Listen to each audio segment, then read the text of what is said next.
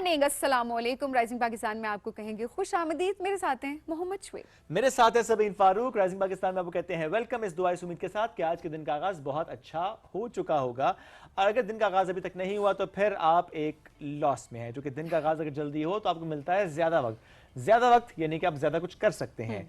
कभी कभी आप बहुत कुछ करना चाह रहे होते हैं लेकिन आप कहते हैं वक्त नहीं है मेरे पास, तो वक्त को मैनेज करना बड़ा जरूरी होता है। इसके साथ साथ अपने आप को मैनेज करना ये भी बड़ा इंपॉर्टेंट होता है। जब हम बात मैनेजमेंट की करते हैं तो कभी कभी तो हमें ये भी सुनने को मिलता है आप तो अपनी अलमारी मैनेज नहीं कर सकते, आप और क्या कुछ मैनेज करेंगे। आज वैसे जो मैंने टारगेट सेट किया था अपने दिन का, क्योंकि दिन का एक गोल सेट होना बहुत इंपॉर्टेंट है, तो मैंने ये सेट किया था कि मैं आज जाकर अपनी अलमारियां खाली करूंगी, जो कि बहुत इंपॉर्टेंट है। और वो इस वजह से भी इंपॉर्टेंट है शुएब, दिल खाली किया करो, क्योंकि दिल वैसे खाली है लेकिन अलमारियों की अगर मैं बात करूं तो मतलब नेगेटिविटी से खाली है, पॉजिटिविटी से भरा हुआ है, ये कहना चाह रही थी लेडीज एंड जेंटलमैन। मैं थोड़ी सी क्लैरिफिकेशन देना चाहती हूँ क्योंकि यू नेवर नो बातें कैसी चल जाती है। लेकिन ये बड़ी इंपॉर्टेंट चीज़ है, क्योंकि कल ही जब मैं अपने कपड़े निकाल रही थी तो मैंने सोचा कि इतने सारे ऐसे कपड़े हैं और इतने सारे ऐसे जूते हैं जो कि मेरे इस्तेमाल में ही नहीं है, और जब वो मेरे इस्तेमाल में नहीं है तो मैंने उनको क्यों रखा हुआ है, क्योंकि हमारी अटैचमेंट हो जाती है बाजू का चीज़ों से, और हम अक्सर ये बात कर रहे होते हैं कि उस ओकेजन पे ये पहनेंगे ना, वो ओकेजन कभी आता है आप पतले से मोटे, मोटे से पतले हुए चले जाते हैं, और वो कपड़े ट्रेंड्स में भी बाज़ोकात नहीं होते और आपको वाकई वो फिर फेंकने पड़ जाते हैं, या आप इतने पुराने होने के बाद किसी दूसरे को दे रहे होते हैं कि वो किसी के इस्तेमाल में उस वक्त नहीं आते जब उसको ज़रूरत हो। तो आज मैंने इस चीज़ को रियलाइज़ किया और मैंने सोचा कि क्यों ना आज अपनी अलमारी से वो तमाम कपड़े निकालूं जो कि एक अच्छी हालत में हैं और जो किसी और के इस्तेमाल में आ सकते हैं। एब्सोल्युटली, अच्छे, बहुत ज़बरदस्त आपने बात की सभी, और सबको ये करना भी चाहिए टाइम टू टाइम, सीज़न के दरमियान में ही, क्योंकि देखें सीज़न एंड पे अगर आप करेंगे तो वो फिर ज़रा सीज़न जो चेंज हो रहा होता है तो उस तरह किसी के इस्तेमाल में नहीं आते, तो सीज़न के दरमियान में कर लें तो बहुत अच्छी बात होती है। सबसे पहले अपने आसपास देखें, बिल्कुल जो आपके करीबी लोग हैं उनमें देखें, आपके किसी को शायद वो चाहिए तो नहीं, you can ask even, sometimes तो मालूम भी होता है, समटाइम्स आप पूछ भी सकते हैं। इसके अलावा बहुत से इदारे हैं सभी जो कि ये काम भी कर रहे थे कि आप उनको जो भी एक्सेस कपड़े, जूते, एक्सेसरीज जो भी दे कर आते हैं वो उनको सॉर्ट करते हैं, उसके बाद वो देखते हैं इसमें से क्या चीज़ किस एज ब्रैकेट के हिसाब से, उसको उस हिसाब से सॉर्ट करने के बाद वो वहाँ तक पहुँचाते हैं जहाँ तक रिक्वायरमेंट होते हैं। चूँकि नॉर्मली हम ये भी देख रहे होते हैं कि आपने सारे कपड़े साइड पे के जो कि रिक्वायर्ड नहीं थे आपको, आपने वैसे ही किसी को दे दिए, जिसको दे दिए हो सकता है उसमें से 2 या 3 जोड़े उसके काम के, बाकी उसके काम के ना हो, मे बी साइज़ की पर्सपेक्टिव से या फॉर दैट मैटर, तो वो बाकी कपड़े वो रख लेगा अपने पास, वो पड़े रहेंगे शायद, तो वो ज़ाया हो जाएंगे। तो बेहतर ये है कि जो चीज़ आप दे रहे हैं वो किसी के इस्तेमाल में आए, ये बहुत इंपॉर्टेंट है।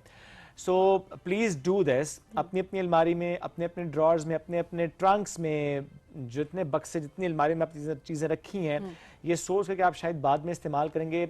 एक रूल है, अगर कुछ दिन तक आपने वो चीज़ इस्तेमाल नहीं की ना, कुछ अरसे तक इस्तेमाल नहीं की, तो यकीन जाने जिंदगी भर आप इस्तेमाल वो नहीं करेंगे। ये स्टोर अपने जाके कभी देखें, स्टोर में अगर एक चीज़ रखी हुई है 6-8 महीने हो गए तो यकीन करें आप अपनी जिंदगी भर उसको इस्तेमाल नहीं करना। इतने जो बंद पड़े हुए होते हैं वो कपड़ा बिल्कुल खराब हो चुका है, वो खत्म हो जाता है, उसको कीड़ा लग जाता है या वो कपड़ा वीक हो जाता है, वो किसी के इस्तेमाल में नहीं रहता, और फिर क्या होता है वो आपको फेंकना पड़ जाता है, वो किसी के इस्तेमाल में नहीं है। तो ये बड़ी ज़रूरी चीज़ है कि अपनी अलमारियों को टाइम टू टाइम जो है वो खाली किया करें। एक रूल किसी ने मुझे बताया था और वो रूल बड़ा अच्छा था कि जब भी आप कोई नई चीज़ ख़रीद कर लाएं, एक नया जोड़ा ख़रीद कर लाएं, तो एक जोड़ा जो है वो अपनी अलमारी से निकाल दें, और वाकई ऐसे आपकी जो अलमारी है वो बहुत बैलेंस रहती है। इस तरीके से आप फजूल खर्ची से भी बहुत ज़्यादा बच भी जाते हैं, क्योंकि जो चीज़ आप ले भी आ रहे होते हैं वो दूसरे के इस्तेमाल में भी होती है, और आप ख़रीद ही वो चीज़ रहे होते हैं जो कि आपकी ज़रूरत की चीज़ होती है। सो ये ज़रूरी चीज़ है कि अगर आप 2 जोड़े लेके आ रहे हैं तो अपने 2 जोड़े अलमारी से निकाल दें, कोई कमी नहीं आएगी, यकीन जाने कोई कमी नहीं आती है। इसका फ़ायदा ही होता है, आपको ना हो किसी दूसरे को हो जाता है, लेकिन आपको भी होता है कि एक आप डिटैचमेंट के फेज़ से भी, क्योंकि अक्सर होता है ना फलाना ओकेजन होगा ये पहनेंगे, इस शर्ट से मुझे बड़ा प्यार है, इस जूते से मुझे बड़ा प्यार है, किसी और के इस्तेमाल में आ जाए आपकी प्यारी चीज़ तो उसमें भी कोई बुराई नहीं होनी चाहिए। एब्सोल्युटली, और कोशिश करें कि थोड़ा मिनिमलिस्ट अप्रोच रखें, उतने ही कपड़े, उतने ही जोड़े अपने पास रखें जितना आपकी रिक्वायरमेंट है। If you are professional office going है तो ज़रा उसके अकॉर्डिंगली अपने वार्डरोब को उस तरतीब दिया होता है, आपकी जॉब्स के हिसाब से चीज़ें चल रही होती हैं। अदरवाइज ये है कि ज़रूरत नहीं होती कि आप एक्स्ट्रा चीज़ें लेके अलमारी को भरें। प्लीज सस्टेनेबल फैशन की तरफ जाएं, ये बहुत जरूरी था कि हम ज़ाया ना करें उन चीज़ें। हमें बढ़ना एक ब्रेक की तरफ, जब ब्रेक से वापस आएंगे तो फिर हमारे मौज़ूआत, यानी हमारे मेहमान होंगे हमारे दरमियान। रहिए हमारे साथ, ये है rising Pakistan.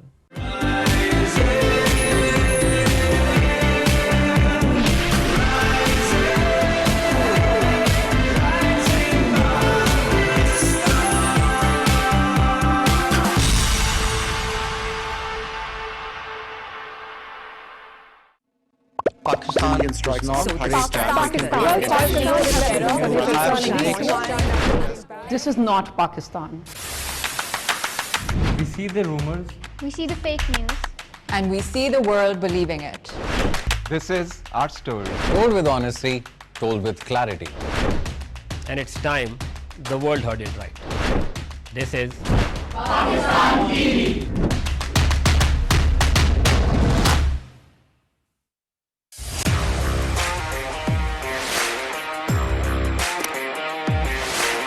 The stage is set. The Giants are ready. From 9th September, the Asia Cup 2025 begins.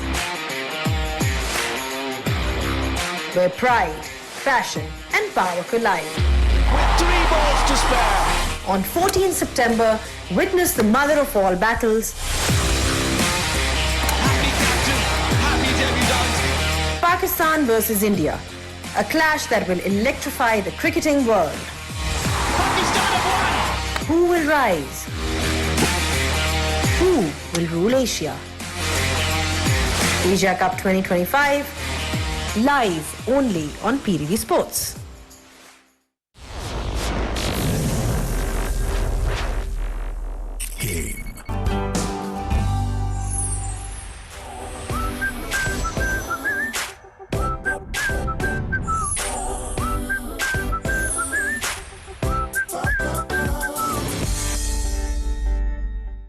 जिंदगी के लम्हात अच्छी यादों ढल जाएं तो इससे बेहतर और क्या बात होगी। हम आपकी यादों में खुशियां शामिल करते हैं हर वीकेंड पर अपने शो वीकेंड एट होम में।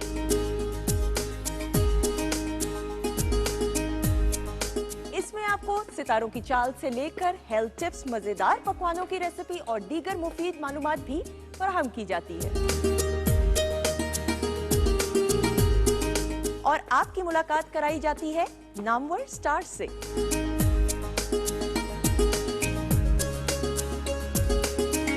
अपने लम्हों को खूबसूरत बनाने के लिए देखते रहिए वीकेंड एट होम हर हफ्ता और इतवार से पीटीवी नेटवर्क पर।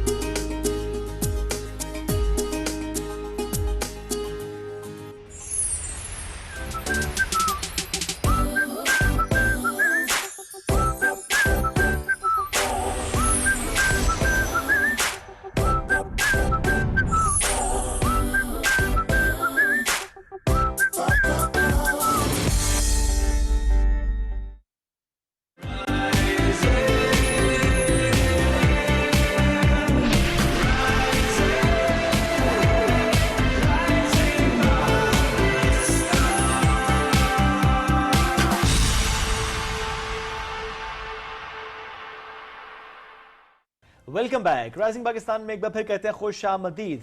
वुमेन एम्पावरमेंट, जब इसकी हम बात करते हैं बहुत सी एग्जांपल्स हमारे सामने आ रही होती हैं, बड़ा ज़बरदस्त वो काम कर रही होती हैं अपने अपने डोमेन में। और मल्टीटास्किंग, जब इसकी हम बात करते हैं ख़वातीन मल्टीटास्कर्स होती हैं, हमें बहुत सी एग्जांपल्स हमारे सामने आ भी रही होती हैं। आज जिसमें मन शख्सियत हमें ज्वाइन की है, ज़बरदस्त शेफ़ है वो, कई सालों से एज अ शेफ़ वो अपने इस करियर को लेकर भी चल रही हैं। बहुत से शेफ़्स को जज भी करती हैं, एक बड़ा इंपॉर्टेंट सा ये भी एलिमेंट होता है कि इदारे के साथ मुंसलिक हैं, वहाँ पर डिफरेंट शेफ़्स उनकी ट्रेनिंग और फिर उनको जज करना कि अच्छा किस शेफ़ को किस लेवल तक पहुँचना है और किस तरह से वो शेफ़ आगे बढ़ रहे होते हैं। इसके साथ साथ कुछ और काम भी जो वो कर रही हैं एज एन एंटरप्रेन्योर भी, कुछ ऐसे काम जिसमें हम देखते हैं कि ई कॉमर्स, उसमें बिजनेस को किस तरह से एक्सपैंड करना है, कैसे उसमें और लोगों को लेकर आना, टीम बिल्डिंग करनी है, उनको मेंटोर करना है, उनको स्किल्स सिखाना ताकि वो डिफरेंट प्रोडक्ट्स के साथ मुंसलिक हो सकें जिसके साथ वो ऑलरेडी काम करें। प्लस अगर कोई अपना भी काम करना चाहिए, ज़ाहिर है आप जब सीखते हैं तो आप उसके बाद दुनिया बड़ी वसी आपके लिए हो जाती है, आपके लिए बहुत से एवेन्यूज खुल जाते हैं। बिल्कुल जी, हमारे साथ मौजूद हैं रिदा फैसल। अस्सलाम वालेकुम रिदा, कैसी हैं आप? अल्लाह का शुक्र, आप सुनाएं क्या? बिल्कुल ठीक रिदा, बहुत शुक्रिया प्रोग्राम में ज्वाइन करने के लिए। ये खाना हमेशा से बनाने का शौक था या खाते खाते बनाने का शौक भी डेवलप हो गया? खाना बिल्कुल कभी भी बनाने का शौक नहीं था, बस वो मेरा ताल्लुक बेसिकली कराची से है। मैं इस्लामाबाद आई तो यहाँ दोस्तों ने जब टेस्ट किया तो उन्होंने ही मुझे बूस्ट किया और उन्होंने मेरा पेज बनाया था और बस वहीं से मैंने अपना होम केटरिंग स्टार्ट किया था। तो इसमें ऑलमोस्ट मुझे 12 साल हो गए हैं। वाओ। तो कराची से इस्लामाबाद शादी जब आपकी शादी हमारा एक इंटरव्यू हमने किया था, आपका एक इंटरव्यू जिसमें आपने शादी बताया था, प्रोबेबली एक और चैनल पे। शादी बस अब मैं इधर इस्लामाबाद आई हूँ, तो अब वो कराची इस्लामाबाद। का टेस्ट लेके मैं इस्लामाबाद आई हूँ। तो जबरदस्त। और यहाँ आप पे उसको ज़ाहिर है कराची से इस्लामाबाद और फिर इस्लामाबाद में जगह बनाना इसलिए मुश्किल है क्योंकि कराची का टेस्ट बहुत डिफरेंट है जी, बहुत इस्लामाबाद का बहुत बहुत डिफरेंट है। डिफरेंट है। आपको वैसे काफी कोई एक शौक सा नहीं लगा वहां से यहाँ आके जब जब खाने मैं different- स्टार्ट में 12 साल पहले 13 साल पहले आई, तब तो मुझे लगा, क्योंकि कराची एक बहुत लाइवली सिटी है, यहाँ आके लगा कि, लेकिन फिर आहिस्ता आहिस्ता इतना सेट हो गई हूँ कि अब मुझे यहीं अच्छा लगता है। देखा इस्लामाबाद इस्लामाबाद अच्छा लगता है। इस्लामाबाद हो जाता है अब फिर। यही है। सही बात है, वैसे जो एक दफा यहाँ पे आता है ना उसके बाद वो फिर उसको- नहीं जाता, वो नहीं नहीं जाता जाता। हाँ, कोई विजिट करना है तो वो जरूर कह सकते हैं कि नहीं नहीं हमारा शहर, हमारी रौनक, हमारी नाइट लाइफ, रौनक, शोर।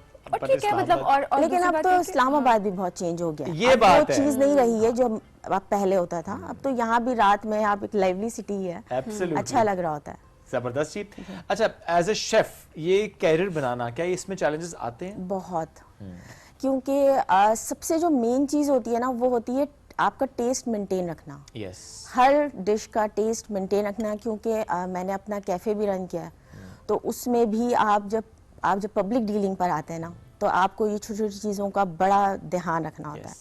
तो उनको मेंटेन, अपना टेस्ट मेंटेन रखना, फिर कंसिस्टेंसी आपको हर वो तो चाहिए काम में आपको, चाहिए बिकॉज़ होती अप्स एंड है। डाउन्स आएंगे कभी अप्स एंड बिजनेस डाउन्स, मुझे थोड़ा आइडिया है बिजनेस में अप्स एंड डाउन्स का, इसलिए हमेशा बिजनेस की तरफ ही मेरा रुझान रहा है आपका। हमेशा।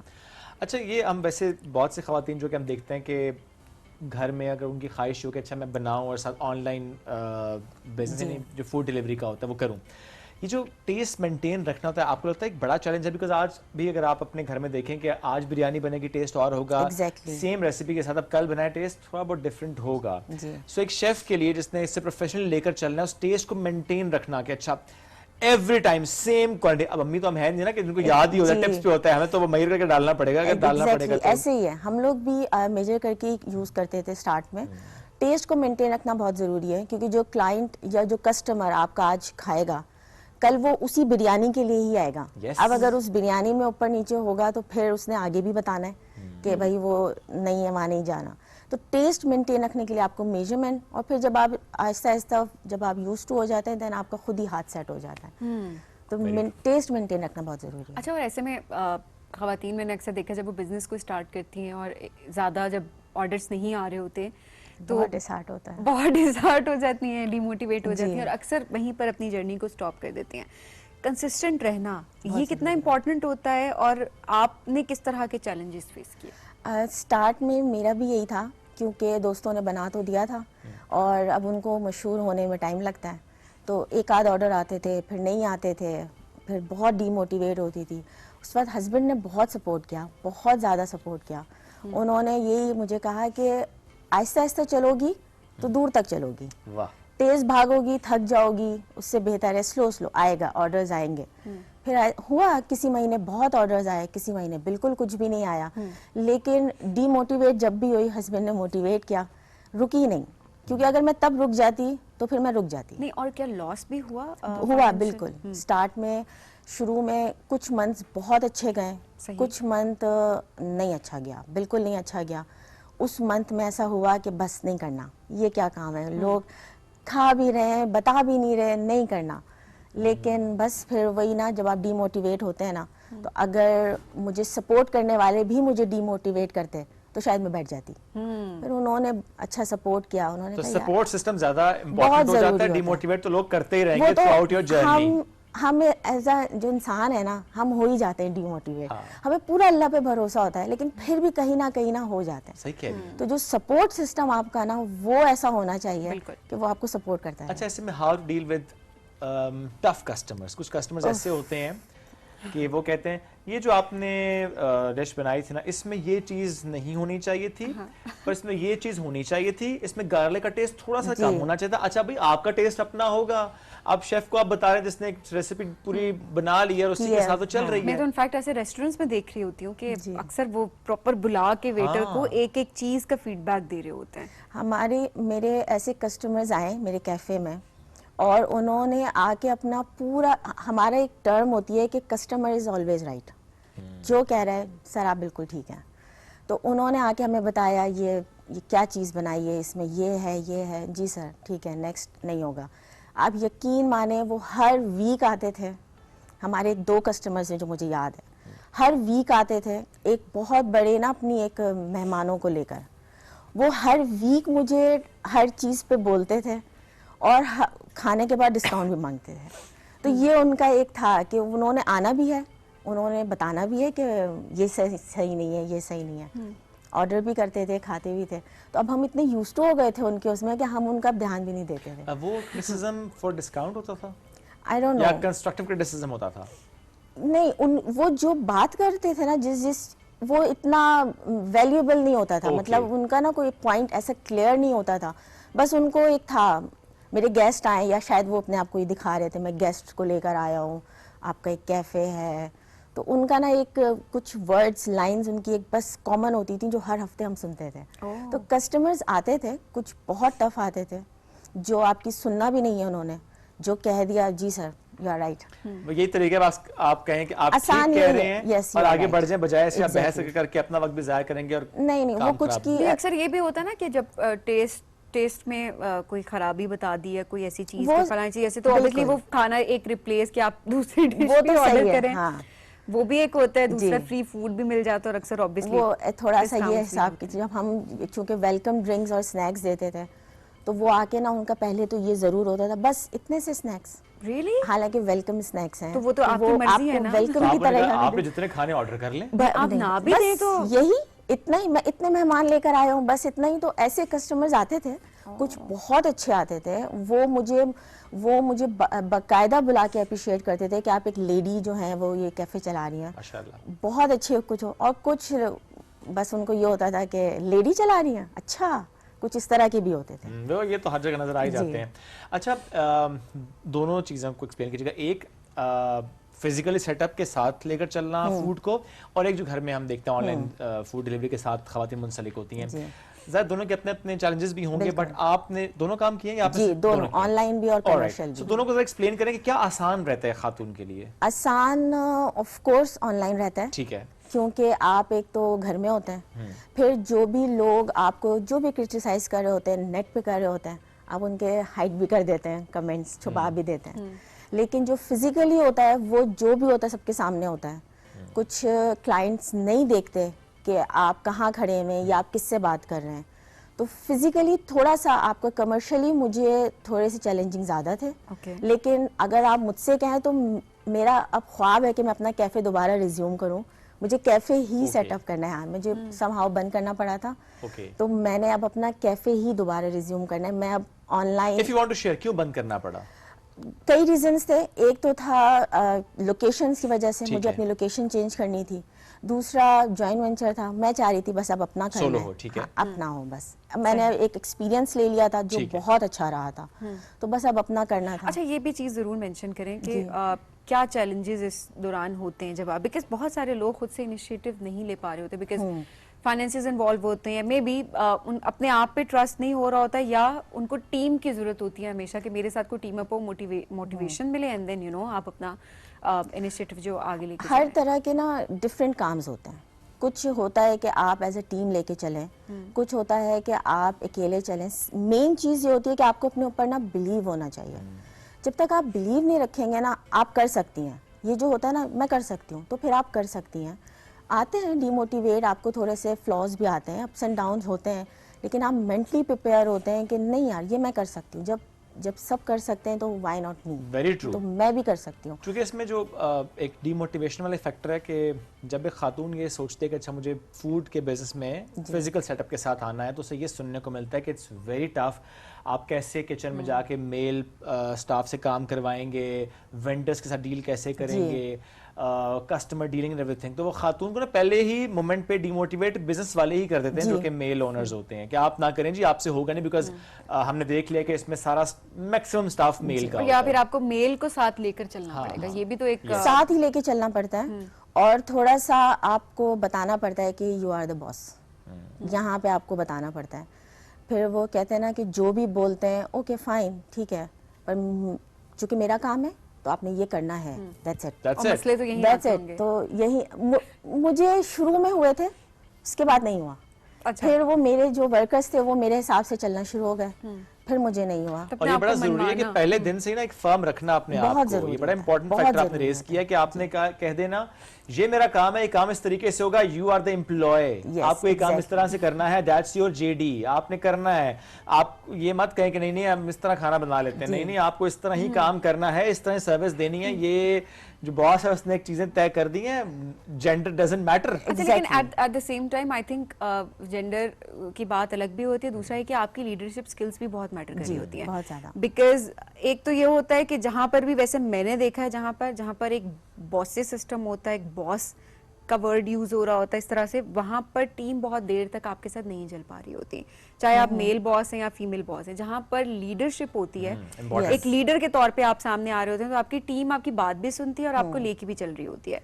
सो आई थिंक ये वाली चीज भी बहुत मैटर करती है, बहुत ज्यादा, बहुत उसमें जेंडर अपनी जगह, जेंडर अपनी जगह, लेकिन आपने काम करवाना है। अब ये आपके ऊपर है कि आप एक स्ट्रिक्ट वे में काम कराएं या आप एक फ्रेंडली वे में काम कराएं, लेकिन यस एक डिस्टेंस मेंटेन रखना कि आपका ये काम है, हंसी मजाक अपनी जगह, काम अपना टाइम पे होना चाहिए, काम ये होना चाहिए। जब मैंने अपना कैफे स्टार्ट किया था तो मैंने शेफ रखे थे, उनका ये मुझे होना लगा था कि जब मैं घर जाती थी, क्योंकि बच्चों को भी देखना होता था, घर जाती थी तो पीछे से जो ऑर्डर वो जाता था ना, वो अपने टेस्ट का जाता था। मुझे उसके कमेंट्स आने शुरू हुए कि हमने जो कल मंगवाया वो ये नहीं था, अब इस तरह का आया है। फिर वो उनको थोड़ा थोड़ा देखा, मैंने उनको समझाया भी, फिर उन्होंने मुझे कहना शुरू कर दिया, नहीं आप ये गलत दे रही हैं, इस तरह गलत दे रही हैं। मैंने कहा ओके ठीक है। फिर उन्होंने थोड़ा सा, क्योंकि लड़ तो नहीं सकते आप, जो बाहर बैठे हुए कमर्शियल होते हैं, उनको मैंने कहा ये है, ये मेरी रेसिपीज़ हैं, इसी को फॉलो करना है, आपने इसी को लेके चलना है। लेकिन वो 5-6 दिनों के बाद वो चले गए थे, तो उनके जाने के बाद मैंने ज्यादा अच्छा नहीं, लेकिन अच्छी बात है, उनसे नहीं हुआ, उन्होंने कहा कि फाइन, बजाय इसके हम लड़े, मैं कहूं नहीं मुझे इसी टेस्ट पे काम करना, उन्होंने कहा मैं अपना रास्ता अलग कर लेता हूं, because he was not aligned, it's fine. चलिए, तो हमने एज अ शेफ थोड़ी सी बात की, अब मैं देख रहा था कि जिस तरह से एज अ बिजनेस कोच और जिस तरह से आप एक और काम लेकर चल रहे हैं एज एन एंटरप्रेन्योर, थोड़ा सा बताएं वो जर्नी कैसे आपने स्टार्ट की and how is it to going? उस जर्नी का जो मेन क्रेडिट है ना, वो ये राइजिंग पाकिस्तान है। रियली वो कैसे? रियली वो ऐसे कि जैसे मैंने आपको बताया कि मुझे अपना एक कैफे खोलना है, जो हस्बैंड सपोर्ट तो करें खोलो, पर मुझे बस अपना खोलना है। तो मैं स्क्रॉल कर रही थी और 2 महीना पहले स्क्रॉल कर रही थी, तो राइजिंग पाकिस्तान में मेरी मेंटोर मैम कमल राशिद आई थी। तो उनको मैंने क्लिप देखी, मुझे इतना अच्छा लगा। अच्छा, मैंने डायरेक्ट अप्रोच किया, मेरे लिए वो ऑथेंटिकेशन ही यही थी कि वो राइजिंग पाकिस्तान पे थी, तो बस सही है। मैंने उनको अप्रोच किया, उनके कुछ ओरिएंटेशन सेशंस लिए और विद इन 24 आवर मैंने लाइसेंस लिया। 2 महीने के बाद आज अल्हम्दुलिल्लाह मैं उसी जगह पर हूँ और 2 लेवल अप बिजनेस कर चुकी हूँ और अल्हम्दुलिल्लाह 6 फिगर अर्न कर रही हूँ। Very nice. और ये हमारे लिए बड़ी खुशी की बात है, बिकॉज हमें बड़ी खुशी हो रही होती है जब ऐसी स्टोरी सामने आती है। और जब शो में हमेशा बात कर रहे होते हैं कि कोई एक जिंदगी भी बदल जाती है, कोई एक माइंडसेट भी अगर चेंज हो जाता है, तो हमारे शो का मकसद पूरा हो जाता है। उसका एक पूरा ट्रिकल डाउन इफेक्ट भी आता है ना, it's not just one person actually, उसका एक पूरा इम्पैक्ट है। देखें 2 महीने एक मेहमान आती हैं, अपनी स्टोरी शेयर करती हैं, आप उनको देखती हैं, आई एम श्योर बहुत से लोगों ने भी देखा होगा, कनेक्ट होते हैं, सीखते हैं, and just in 2 months you are earning माशाल्लाह माशाल्लाह इन 6 figures। माशाल्लाह, आपको और तरक्की दे जी, इट्स अमेजिंग। और आई एम श्योर के बहुत से लोग आपसे कांटेक्ट करेंगे जब आप उन्हें समझाएंगे, वो भी स्क्रॉल कर रहे होंगे और इस क्लिप के बाद क्योंकि मैं वाकई इस प्लेटफॉर्म का, पीटीवी का आपका वाकई शुक्रगुजार हूँ, क्योंकि मेरी जर्नी जो है ना लाइफ का चेंज वो यहीं से आया। आई थिंक हमारा काम हो गया। बिल्कुल। एंड ऑब्वियसली आपकी अपनी मेहनत है इसके अंदर। सबसे बड़ी बात तो ये है, क्योंकि देख तो स्क्रॉल तो बहुत सारे और लोग भी कर ही रहे होते हैं, बट जाहिर सी बात है कि आपके अंदर वो लगन भी होनी चाहिए कि आपने कुछ करना है और आपने कर दिखाया। सो बहुत आगे जाएं रिदा, बहुत कुछ और करें, बाकी खवातीन को बहुत ज़्यादा इंस्पायर करें। सबसे बड़ी बात हमारे लिए ये होती है कि आप इंस्पायर करें बाकी लोगों को। Wish you good luck, thank you so much for joining us today. नाज़रीन, हम एक ब्रेक की तरफ बढ़ेंगे, ब्रेक से वापस आएंगे, रहिए साथ, ये है राइजिंग पाकिस्तान।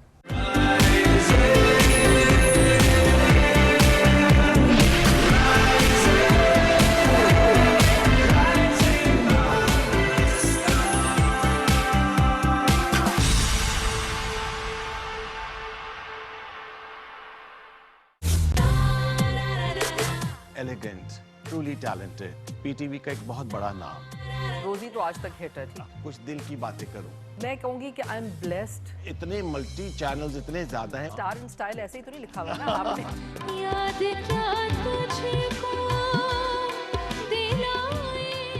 एक कोने में ना एक पतीली मांझ रही है। सही का साथ देती है, और सच का साथ सच का भी, और जिस चीज को मैं सही समझती हूँ हमेशा उस पर मैं स्टैंड लेती हूँ। सुबह ऑडिशन हुआ और रात को आपको कॉल आ गई। I was just like shivering.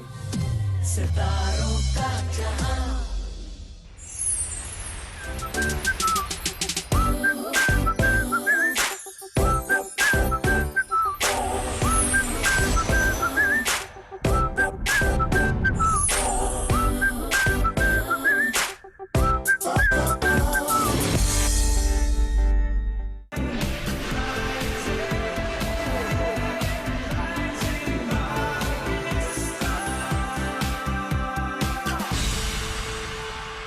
ये प्रॉब्लम हल कर दी थी। जिस तरह आप दुबई को देखें तो अब दुबई ने स्मार्ट दुबई की तर्ज पर पूरे दुबई को डिजिटली मैप किया। जो आम आपका यूज़र है वो एक मोबाइल ऐप, एक मोबाइल टैब के थ्रू क्लिक करके चेक कर सकता है कि कौन सा लैंड है वो अप्रूव्ड है, नहीं अप्रूव्ड, डेवलपमेंट स्टेटस क्या है, मौसम कैसा है, आबादी का इन्फ्लक्स कैसा है, आगे के ट्रेंड्स क्या हैं। तो वो डिजिटली मैप करते हैं अपने इलाकों को। डिजिटली मैप करने के थ्रू एक वेबसाइट, एक ऐप के थ्रू आपको पूरे का पूरा स्टेटस पता चल जाता है। जहाँ पर पाकिस्तान की बात है, पाकिस्तान का मैंने कहा कि 0.5% हिस्सा प्लान्ड है और वही 0.5% हिस्सा किसी हद तक कुछ लोगों ने डिजिटली मैप अपने तय किया हुआ है, लेकिन ऑब्वियसली सरकारी लेवल पर इसको करने की ज़रूरत है। जहाँ पर आपने बात की कि अब तो कंस्ट्रक्शन हो गई, अब उस कंस्ट्रक्शन को कैसे कायदे के अंदर लेकर आना है, तो देखें तजावुज़ात जो होती हैं, तजावुज़ात को हर जगह डिस्करेज किया जाता है, तजावुज़ात को किसी न किसी तरह से कानूनी धारे के अंदर लाया जाता है, लेकिन उससे पहले उनके लिए मुतबादिल रिहाइश की, मुतबादिल एम्प्लॉयमेंट अपॉर्चुनिटीज़ की, इकनॉमिक सोशियो इकनॉमिक अपॉर्चुनिटीज़ की उनको बड़ी ज़रूरत है, जो कि उनको देनी चाहिए। जब आप उनको वो दे देते हैं, उसके बाद उनकी इंक्रोचमेंट्स को आप ख़त्म कर सकते हैं और किसी हद तक उसको कायदे के अंदर ला सकते हैं। हमारे यहाँ क्या होता है कि हम इंक्रोचमेंट्स के नाम पे एक बुलडोज़र जो है वो चला देते हैं, ख़त्म कर देते हैं, प्रोटेस्ट्स होती हैं, वीडियोस बनती हैं, लेकिन ना मुनासिब ऑल्टरनेट रिहाइश का अपॉर्चुनिटीज़ का तो बंदोबस्त। हम चंद जगहों पे देख रहे होते हैं ना, आप अगर सबको एक लेवल पे लाकर ट्रीट कर रहे हो अगर, तो फिर ऑब्वियसली इस तरह के मसाइल नहीं भी होते। या and it takes two to tango, ताली दोनों हाथों से बजती है। जहाँ पे आपके जो हकाम हैं उनको ये ख्याल रखना है कि कोई भी चीज़ मास्टर प्लान से हट के ना हो रही हो, because whenever you plan to fail you fail to plan, you plan to fail ना। तो जब आप मास्टर प्लान नहीं बनाएंगे तो आप बेसिकली अपने शहर को खुद ही तबाही की तरफ लेकर जा रहे हैं। लेकिन ऑल्टरनेट रिहाइश का बंदोबस्त बहुत ज़रूरी है। इसमें दो राय नहीं। देखें, बहुत से ऐसे स्लम्स जिनको हमें मास्टर प्लान के अकॉर्डिंग अगर लेकर चलना, तो हमें ज़ाहिर उनको पहले ऑल्टरनेट स्पेस देनी तो है। क्या इस्लामाबाद अपने मास्टर प्लान के अकॉर्डिंगली नहीं चल रहा? इस्लामाबाद नहीं चल रहा, टू अ सर्टेन एक्सटेंट बिल्कुल चल रहा है, लेकिन उसके बाद जहाँ पर आप इस्लामाबाद की हदूद, जो कि सबको पता है कि इस्लामाबाद की हदूद कहाँ पे ख़त्म होती हैं, अब कहीं चक्री के नाम पर, कहीं रवात के नाम पर अगर आपको इस्लामाबाद बेचा जा रहा हो, तो आई थिंक लोगों को भी ये देखने की ज़रूरत है कि वो इस्लामाबाद के नाम पर। तो इस्लामाबाद है ही नहीं ना फिर। इस्लामाबाद नहीं है, लेकिन obviously since the Islamabad expand करता जा रहा है, अर्बन क्रॉलिंग होती जा रही है, अर्बन एक्सपेंशन होती जा रही है, तो जो मुल्हका इलाके हैं जिन्हें पहले सबर्ब्स कहा जाता था, उन्हें भी इस्लामाबाद कहते हैं। क्या चीज़ें जो कि माइंड में रखें, क्या चीज़ें देखनी बहुत इंपॉर्टेंट होती हैं किसी ने कोई भी प्रॉपर्टी किसी भी सोसाइटी में लेनी है? सबसे पहले तो आई थिंक ओनरशिप देखने की ज़रूरत है कि जो ज़मीन है वो जो कह रहा है कि उसकी है, क्या उसकी है या नहीं है, मुगालता तो नहीं है। फिर दूसरा अप्रूवल्स देखने की ज़रूरत है, क्या जिसकी है कानूनी तरीके से उसकी है या कानूनी तरीके से उसकी तो है। ये जो कहते हैं कि एनओसी मिला हुआ है, एनओसी, ये रियल एस्टेट में टर्म यूज करते हैं, एनओसी अप्रूव्ड। एनओसी खुद ही एक अप्रूवल होता है, लेकिन नो ऑब्जेक्शन सर्टिफिकेट जो आम आपके। तो क्या वो देख लेना, क्या वो काफ़ी होता है किसी भी सोसाइटी का? बड़ा अच्छा सवाल है। काफ़ी नहीं होता, तकरीबन 14 अप्रूवल्स चाहिए होते हैं। अगर आप गूगल करें list of approvals required by CDA इन इस्लामाबाद, बड़ी सिंपल सी टर्म है, कोई भी सर्च कर सकता है, तो आपको 14 नुकाती एक लिस्ट मिल जाएगी। मैं पर्सनली ये कहता हूँ कि कहीं भी इन्वेस्ट करें, अगर हम मोबाइल फ़ोन ख़रीदें, अगर हम कोई कपड़े ख़रीदें, कोई सूट ख़रीदें, यू नो बहुत सारे सवाल करते हैं, फैब्रिक कहाँ से है, ड्यूरेबिलिटी कितनी है, वॉश एंड वेयर है नहीं है, किस तरह से इसकी वेयर एंड टेयर होगी नहीं होगी, किस तरह से ख्याल रखा जाए। मगर जो सबसे इम्पोर्टेंट फैसला होता है घर ख़रीदने का आम पाकिस्तानी के लिए, वो जब हम लेने जाते हैं वो फैसला, तो हम किसी मामू, चाचू, अजीज़, डीलर, किसी के कहने पे वो पैसे गलत जगह पे इन्वेस्ट कर देते हैं।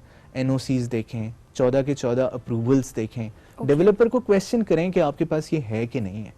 वंस अगेन जब आपको ये सारी की सारी चीज़ें पता चलेंगी तो आई एम श्योर कि अगली बार कोई भी आपका बेड किसी रिवर बेड में नहीं लगाएगा। ये बहुत इंपॉर्टेंट फैक्टर था, ये नहीं होना चाहिए। और वाकई वैसे भी पानी के रास्तों को तो नहीं छोड़ना है, हमने सीख भी लिया है रीसेंट टाइम्स के, हमें उन रास्तों का ख्याल रखना है। आएंगे, सीख रहे हैं सभी, उम्मीद है कि बाज आएंगे। इनिटियम डिमिडियम फैक्ट एक कहावत है, start is half the finish, यानी कि मसाइल का जो इदराक होता है मसाइल के हल की तरफ पहला कदम बिल्कुल, होता है। और वो एटलीस्ट वो कदम हमने उठाया, और आई विश कि हम वाकई इससे बहुत ज़्यादा सीखें पूरे पाकिस्तान में, फ्रॉम नॉर्थ टू साउथ, जहाँ पर जो इशूज़ हुए हैं, सबके लिए सीखना ज़ाहिर बहुत बहुत इम्पोर्टेंट है। अच्छा, एट द सेम टाइम एक और ये वाली चीज़ हम इस पर दोबारा फोर्स करना चाहेंगे, क्योंकि ये मुझे भी आज पता लगा, क्योंकि अक्सर सोसाइटीज़ यही बात कर रही होती है कि हमारे पास NOC है और हमें बस ये पता होता है NOC है, कोई एक सर्टिफिकेट दिखाया जा रहा होता है और उसको देखते हुए हम वहाँ पे इन्वेस्ट कर देते हैं। तो जिस तरह से वासिफ ने भी बताया कि 14 सर्टिफिकेट्स जो हैं वो चाहिए होते हैं, नो ऑब्जेक्शन सर्टिफिकेट्स जो हैं वो 14 चाहिए होते हैं। तो आप कहीं पे इन्वेस्ट कर रहे हैं तो एक मत देखें, 14 देखें, और उसके अलावा भी जो एडिशनल क्वेश्चंस हैं वो करने इंपॉर्टेंट है, क्योंकि लोग लाखों करोड़ों की इन्वेस्टमेंट कर लेते हैं तो सिर्फ और 14 उसके बाद वो पॉइंट्स पे फंस फोकस जाते हैं करने पैसे। तो मसला ही नहीं होगा। नहीं, 14 सर्टिफिकेट्स होते हैं या 14 अच्छा, इसमें थोड़ा सा मैं क्लैरिफाई कर देता हूँ। जी, इसमें कुछ डिविजन्स मौजूद हैं, कहीं वर्टिकल है, कोई हाई राइज है, कोई एयरपोर्ट के करीब है, तो उसको जाहिर सी बात है सिविल एविएशन से लेना चाहिए। लेकिन अगर कोई एयरपोर्ट से बहुत दूर है तो ऑब्वियसली फिर वो सिविल एविएशन वाला माइनस हो जाएगा, लेकिन रफ फिगर 14 का है, 12 भी हो इन सकता है। शॉर्ट देखें, आप जहां पर भी इन्वेस्ट कर रहे हैं उस लिहाज से पहले अपना होमवर्क कर दें कि कौन कौन से NOC वहां पर चाहिए, और उस लिहाज से आपको सारे जो है उनको देखें। कोई एक आध दे के वाकई यही होता है कि चाचू के हवाले कर, तो खुद इतने पैसे फंस जाते हैं कुछ लोगों के। क्या करें, वो लोग किसी से मशवरा नहीं करते ना, बस खुद ही से जाते हैं और बस अप्लाई करके चीज़ें लेके आ जाते हैं। कहते हैं मैं अकेला अकेला अमीर होना चाहता हूँ, तो फिर ये तो होगा, अकेले अकेलों के फैसलों में अक्सर नुकसान भी हो जाता है। इसमें बड़ा गहराई है, आपके लिए। अच्छा, बस मुझे ये बताएं कि ये जो फॉर एग्जांपल आपने सब कुछ समझ लिया, देख लिया, उसके बाद आपने इन्वेस्ट किया, फिर भी somehow हम देखते हैं कि कुछ सोसाइटीज अच्छा परफॉर्म करती हैं, कुछ सोसाइटी अच्छा परफॉर्म नहीं कर रही होती हैं। अब ये तो आप प्रिडिक्ट नहीं कर सकते ना पहले से, या कर सकते हैं सिर्फ ये देख करके अच्छा ओनर कौन है, डेवलपर कौन है, उसके पास्ट उसका एक्सपीरियंस कैसा है? कर सकते हैं, बहुत ज़बरदस्त तरीके से कर सकते हैं। वो इस तरह से कर सकते हैं कि वी नीड टू सी कि डिमांड कैसी है उस जगह की। डिमांड की सूरत में हम ट्रेंड्स देखते हैं, हम वहाँ पे फुटफॉल देखते हैं। अब लोगों की जो फुटफॉल होती है ना, वो उसको किसी भी सूरत आप रियल एस्टेट में अंडर एस्टिमेट नहीं कर सकते, क्योंकि सारी की सारी जंग डिजिटल पे आईबॉल्स की है, रियल में फुटफॉल की है। ये मैं लोगों को बताते रहता हूँ। तो आपने फुटफॉल ग्रैब करनी होती है। जितनी फुटफॉल बढ़ेगी, यानी कि लोगों का आना जाना उस जगह पे होगा, उतनी उसकी डिमांड बढ़ेगी। जितनी डिमांड बढ़ेगी, आप एक फोरकास्ट मैप बना सकते हैं कि अगले 5 साल किस तरह से होंगे। इसी तरह से आप देखते हैं कभी भी जब किसी सोसाइटी के पास से कोई सड़क गुजरती है तो अचानक आप देखते हैं कि उसके रेट ऊपर चले जाते हैं, फिर सड़क गायब हो जाती है, या आपको बताया जाता है कि सर अगली रिंग रोड यहाँ पे आने वाली है, तो पता नहीं चलता कहाँ से आनी है, फिर वो कहाँ आएगी कहाँ जाएगी वो आपको नहीं पता चलता, लेकिन उसके rate for the time being ऊपर चले जाते हैं। लेकिन आई पर्सनली थिंक कि अब आहिस्ता आहिस्ता लोगों के अंदर शऊर आ रहा है, लोग ऐसे ही कहीं भी पैसे नहीं जाके लगा रहे, थोड़ा सर्च कर लेते हैं, ड्यू डिलिजेंस कर लेते हैं, और लोगों को पता है उठाने के बाद सीखा ना उन्होंने। लेकिन आई थिंक इसमें हम ये देखें कि हम इसको देखने का एक तरीका ये है कि रियल एस्टेट की वजह से लोग नुकसान उठा रहे हैं, इन अ सेंस कि उनसे दरोगोई की जा रही है, उनको चीज़ किसी तरह कही जाती है, किसी तरह से बेची जाती है। लेकिन आई पर्सनली थिंक कि इस नोशन का सबसे बड़ा सफरर रियल एस्टेट सेक्टर है, क्योंकि जहाँ से हमने बात शुरू की थी कि पाकिस्तान को 2 करोड़ हाउसिंग यूनिट्स चाहिए। सो वंस अगेन अगर रियल एस्टेट सेक्टर इन मुगालतों में, इन clouds of ifs and buts में फंसा रहेगा तो हम निकल नहीं कर पाएगा। पहिया जो है एक वेल ऑयल इंजन के थ्रू नहीं चलेगा। अच्छा वाजिब, हमने कि कोविड में देखा था, कोविड के दौरान काफ़ी ज़्यादा डिक्लाइन रियल एस्टेट में हमने देखा है। आई डोंट नो क्या, लेकिन अच्छा खासा डिक्लाइन देखा है हमने। एक डाउनफॉल, हम बार बार जिक्र खुद भी कर रहे थे कि रियल एस्टेट में डाउनफॉल हो गया, फिर अचानक से अब चीज़ें बेहतरी की तरफ जाना शुरू हो गई हैं। तो शायद ये वाली एक चीज़ की वो जो कितना लॉस हुआ था पिछले सालों में कुछ, और उसके बाद अब उस गैप को कवर करने के लिए भी अक्सर हम देख रहे होते हैं कि इस तरह के टैक्टिक्स, हम प्रमोशनल वीडियोस कुछ देख रहे होते हैं, फलाने से करा लिए, फलाने से करा लिए, लेकिन ऑब्वियसली उसके बाद उसके पीछे कोई प्रॉपर बेस नहीं होती है, और जाहिर सी बात है जो फाइल्स बेचने वाली बात हो रही है, और फिर लोग कहते हैं कि हमारे पैसे फंस चुके हैं। तो ये एक प्रॉब्ली एक फ्रस्ट्रेशन भी है कि अभी ये कुछ सालों में, 1-2 सालों में हम देख रहे हैं कि ये वाली चीज़ें ज़्यादा हो रही हैं और लोग परेशान हैं इस बात से। आई पर्सनली थिंक, मुझे आज तक ये नोशन कभी समझ नहीं आई कि लोग कहते हैं जी अभी मार्केट डाउन है, और फिर अचानक से कोई 1-2 लोग आते हैं और कहते हैं जी मार्केट अब बेहतर हो गई है। मैं कहता हूँ अच्छा बेहतर हो गई है, फिर वो कहते हैं जी मार्केट अब चलने लगी है। मैंने कहा अच्छा अभी तो चलने लगी है। तो ये मुझे नहीं आज तक समझ आई। देखिए पाकिस्तान का जो रियल एस्टेट सेक्टर है कभी भी आइसोलेशन में नहीं चलता। पाकिस्तान की क्रिकेट टीम आइसोलेशन में नहीं चलती। मुल्क में जो हो रहा होता है क्रिकेट टीम के मोराल पे वो रिफ्लेक्ट हो रहा होता है। तो इतना बड़ा सेक्टर जिसके साथ 14 बिल वास्ता, 27 बिला वास्ता, 14 डायरेक्ट, 27 इनडायरेक्ट इंडस्ट्रीज लिंक्ड हैं, वो कैसे आइसोलेशन में चल सकता है? पाकिस्तान के पॉलिटिकल सर्किट में, पाकिस्तान के सिविल सर्किट में, पाकिस्तान के सोशल सर्किट में जो होता है वो ऑब्वियसली उसका trickle down effect construction sector पे, रियल एस्टेट सेक्टर पे, हाउसिंग सेक्टर पे होता है। मैंने 3 मुख्तलिफ टर्म्स इसलिए इस्तेमाल की क्योंकि इसको कन्फ्यूजन में रखा जाता है। Now obviously people need houses, people are in need of cheaper houses. Vertical housing का ट्रेंड पाकिस्तान में आ रहा है, तो मार्केट का बैठ जाना मेरी नज़र में समझ से बाहर है। ऑब्वियसली आपने देखा कि पाकिस्तान पॉलिटिकली थोड़ा सा टर्मोइल से गुजरा, अब स्टेबिलिटी की तरफ आ रहा है, तो ऑब्वियसली रियल एस्टेट पे उसका असर आएगा। लेकिन इस सेक्टर को आइसोलेट करके देखना, इसको ये कहना कि अभी रुक गया है, अभी बैठ गया है, अभी चल पड़ा है, ये जन्म देता है बलून, जो जिसे आप कह सकते हैं इन्फ्लेशन को, ये जन्म देता है फाइलों के खेल को, ये जन्म देता है रूमर्स को कि जी सर मार्केट चल पड़ी है, आप इन्वेस्ट कर लें, सर मार्केट स्लो हो गई है, अभी जरा पैसा निकालें। इससे जो है ना वो आर्टिफिशियल मेजर्स लोग लेते हैं।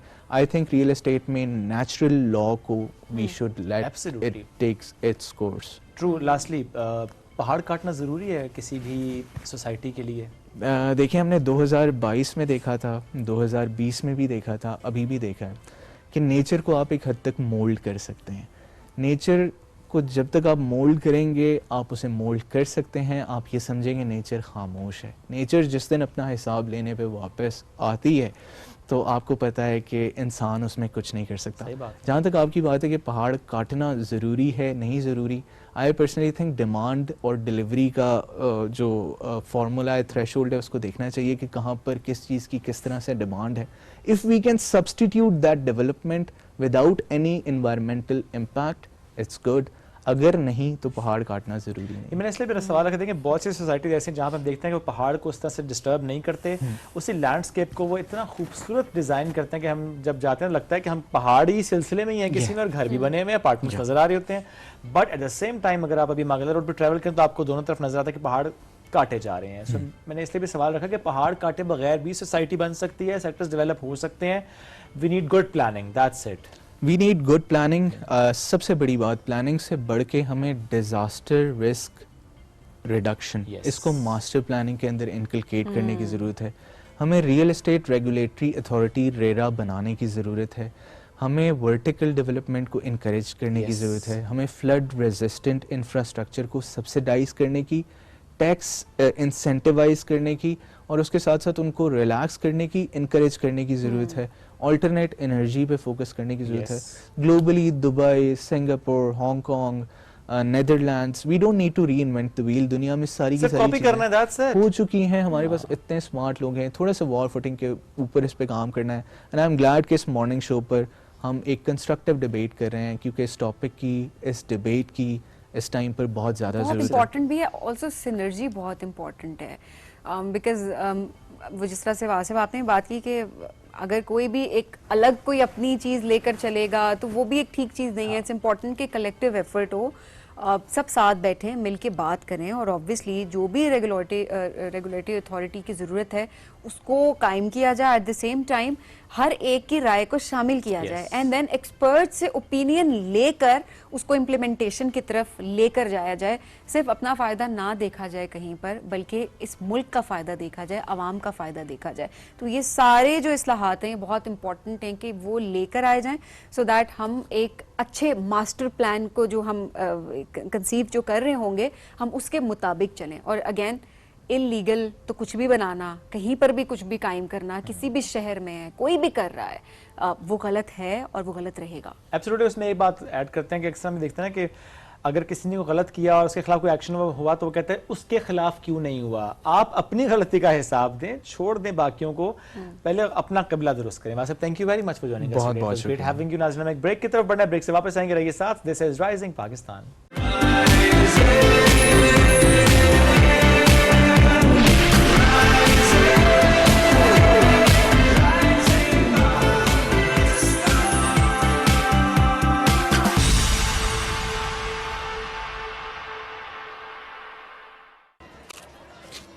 तुम ये कुरकुरे क्यों खाती हो?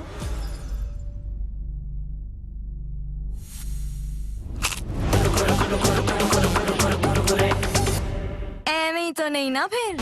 Crazy for Kurkure.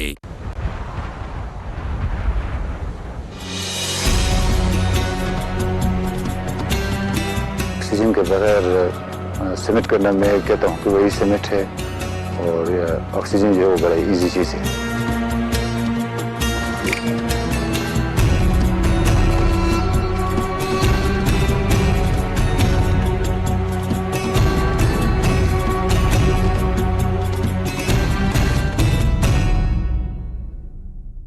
आज के प्रोग्राम में हम मौजूद हैं औलिया की सरजमीन मुल्तान।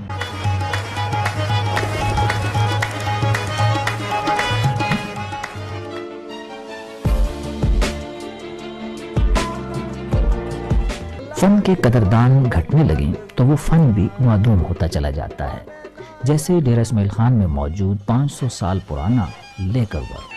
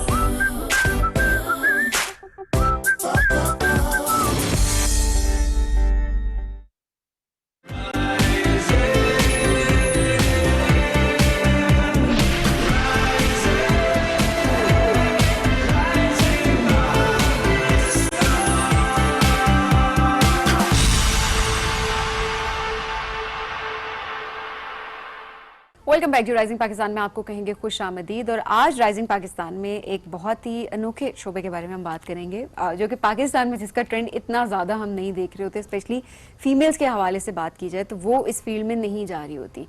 और आज आपकी इसको फील्ड भी नहीं समझा जा रहा होता है ना, बिल्कुल भी नहीं समझा जा रहा होता। बस ये होता चाहिए इस ब्रांड की वॉच है तो बस ठीक है, लेकिन जो वॉच मेकिंग है ये प्रॉपर एक फील्ड है। तो आज हम आपकी मुलाकात करवाने लगे पाकिस्तान की पहली खातून वॉच मेकर से, और किस तरीके से उन्होंने इस करियर को स्टार्ट किया और ख़वातीन के लिए, बाकी ख़वातीन के लिए राह हमवार की, एक नई फील्ड इंट्रोड्यूस करवाई कि आप इस फील्ड में भी जा सकती हैं। इन्होंने जनाब स्विट्ज़रलैंड में एक काफ़ी famous watch makers of Switzerland training and educational program है, वहाँ से तरबियत भी हासिल की है।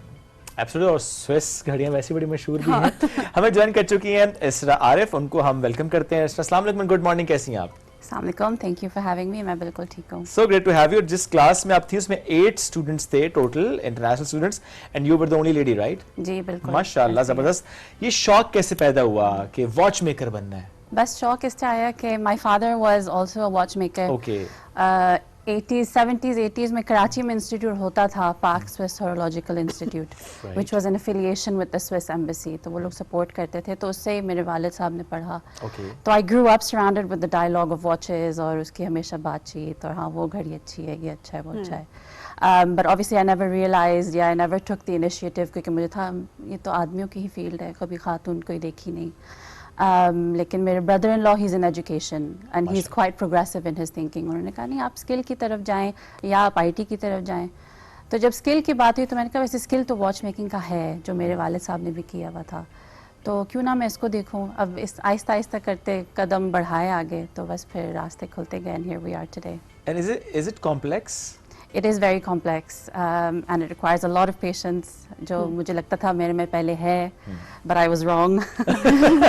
उधर जाकर पता चला कि और काफ़ी ज़्यादा ज़रूरत होती है, but it's a very fun job. क्योंकि I think when you work with your hands आपको रिजल्ट सामने खुद ही नज़र आ जाता है। ओके, अच्छा हम इस पर आएंगे भी कि एक तो ये कि जो सीखना है कितना इंपॉर्टेंट है, किसी भी इंस्टीट्यूशन में जाना कितना ज़रूरी है।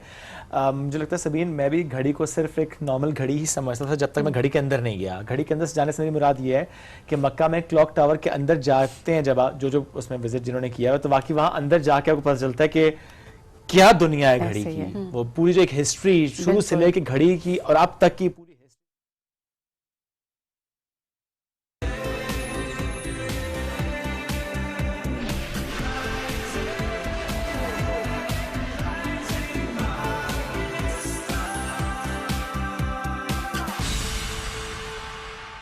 हैं जो इंटरनेशनल ब्रांड्स होते हैं, पाकिस्तान में स्पेसिफिकली देख रहे हैं कि वो घड़ी जो शायद लाखों की उसकी कीमत होगी, पाकिस्तान में 3500 4000 में मिल जाती है, बिकॉज कॉपीज हैं उसकी, वो बेचते भी इस अंदाज से कि ये कॉपी है इसकी। ये ट्रेंड इसने घड़ियों को फायदा पहुंचाया है या नुकसान पहुंचाया है? I think a bit of both. बड़े ब्रांड्स के लिए एक अच्छा एक थोड़ी थ्रेट आई थी, so they knew they had to kick it up a notch, या थोड़ा इम्प्रूव करें अपने प्रोसीजर्स को, उनको और टाइट करें, तो it was good in that sense. लेकिन नुकसान इस तरह है कि देखिए लोग उसके लिए पैसा तो दे देते हैं, बट वो घड़ी फिर एक साल चलती है, साल भी नहीं चलती जी। एग्जैक्टली। फिर जितने पैसे लगाएंगे, तो जितना गुड़ डालेंगे वो मीठा उतना ही रहेगा। तो ये ज्यादती है कि आप वो चीज़, ऐसी चीज़ हालांकि उसके लिए पैसे दे रहे हैं, वो सपोज जो लास्ट कर जाती हैं, जनरेशन से जनरेशन लास्ट कर जाती है अगर आप सही घड़ी लें तो। लेकिन अगर आप हर साल 2-2 हज़ार 3-3 हज़ार 5-5 हज़ार की घड़ी पे इन्वेस्ट कर रहे हैं और वो नहीं चल रही, तो ये नुकसान, तो फायदा कोई नहीं है। अच्छा, एक अच्छी घड़ी जो कि 5-5 6-6 साल या 10-10 साल चल जाएगी, वो तकरीबन किसी ब्रांड की बात नहीं कर रही, बट लेते हुए जिस तरह हम 2-2 3-3 हज़ार की बात करें, क्योंकि अक्सर घड़ियाँ लोग इस तरह की ले भी लेते हैं, बाद में कंप्लेन भी कर रहे होते हैं। आपको क्या लगता है कि कितने तक की घड़ी आपको लगता है कि ज़्यादा अरसा निकाल सकती है, या आपने वन टाइम इन्वेस्टमेंट करनी है तो आप कम से कम इतने की घड़ी लें सो दैट वो अच्छी क्वालिटी में आए? मेरे ख्याल से ये परचेस करने से पहले उसको अंडरस्टैंड करना ज़्यादा ज़रूरी कि उसमें मूवमेंट किस तरह की है, क्योंकि घड़ी तभी रुकती है जब अंदर मूवमेंट ना ठीक हो। और अच्छी मूवमेंट आपको एट मिनिमम मेरे ख्याल से 30 से 40 हज़ार की घड़ी में मिलेगी, वरना उससे नीचे वाले जो होती हैं वो कॉपीज़ होती हैं अमूमन, और इसी तरह वो मूवमेंट्स भी कॉपीज़ होती हैं, उनमें पार्ट्स ठीक नहीं होते, वो ज़रा सा झटका लग गया आपकी घड़ी रुक जाएगी। तो इट्स इम्पॉर्टेंट टू अंडरस्टैंड, और डिस्क्रिप्शन में अमूमन लिखा होता है कि ये मूवमेंट ये वाली है, फ़लाँ है, तो it's important to go through that factor. And जब आप ख़रीद रहे हैं आप उन्हीं से ये सवाल पूछें तो सबको पता होता है कि वो किस टाइप की घड़ी आपको बेच रहे हैं। ख़वातीन के लिए कैसी फील्ड है? मुझे बहुत पसंद आई, so respectful, very independent in that sense. बस एक बेंच पे बैठना है, किसी से ना बात ना कुछ, खामोशी से अपना काम करना है, उसी वक्त समझ आ जाती है कि काम ठीक चल रहा है कि नहीं चल रहा है, क्योंकि घड़ी का आगे रीडिंग सामने आ जाती है। तो I thoroughly encourage it for female, you know it's not physically taxing उस तरह बैठने का काम। It gives you patience, it gives you patience, it really humbles you, क्योंकि आप अपनी तरफ से ये भी है कि सब कुछ अच्छा कर लिया है, लेकिन जब आपने फाइनल रीडिंग के लिए घड़ी रखी है तो वो अभी भी स्लो चल रही है। तो अब आपने वो जो 2 दिन का काम किया था, you go back to square one to try and find out. और फोकस भी तो कितना अपना मेंटेन, फोकस बहुत ज़्यादा, और ये कितना मुश्किल होता है ख़वातीन के पर्सपेक्टिव से। मैं इसलिए भी ये बात ज़रूर करूँगी बिकॉज बहुत सारी चीज़ें और भी मैनेज करनी होती हैं। हमारा दिमाग एक जगह पे थोड़ी होता है, बैठे हुए हमारा दिमाग 10 जगहों पे चल रहा होता है, ये भी करना है, ये भी करना है, ये भी करना है, मल्टीटास्किंग। तो उस लिहाज से मैनेज करना चैलेंजिंग होता है कभी? चैलेंजिंग होता है, लेकिन आई थिंक हमारे लिए आसान इसलिए भी क्योंकि हम औरतों के पास सलाहियत है कि चीज़ों की बारीकी में जाने की। हम बहुत चीजें नोट बाल कर की लेते खाल हैं उखाड़ना। एग्जैक्टली तो घड़ी साजी में ये बहुत काम आता है। सही। और आई वाज वेरी, तो मेरा ख्याल है आपके घर वाले बड़े खुश हो गए क्योंकि बाल की खाल आप वहीं पे उखाड़ के आ अच्छी एवेन्यू मिल गया जहाँ पे कोई डिस्टर्ब नहीं हो रहा। प्रोडक्टिव है ना, देखें मतलब अब हमारे अंदर ये सलाहियत है, हमने कहीं तो उसको यूटिलाइज करना है, तो आप प्रोडक्टिव वे में इसको यूटिलाइज करना बड़ी इंपॉर्टेंट चीज है ये। चलें, जबरदस्त। आप अपनी बेगम को इस फील्ड में अब बहुत बिजी है वो। ओके, वो वैसे ही बहुत बिजी है। So thank you very much for joining us today. It was great having you. नाज़रीन, हम एक ब्रेक की तरफ बढ़ेंगे, ब्रेक से वापस आएंगे। रहिए साथ, ये है rising Pakistan.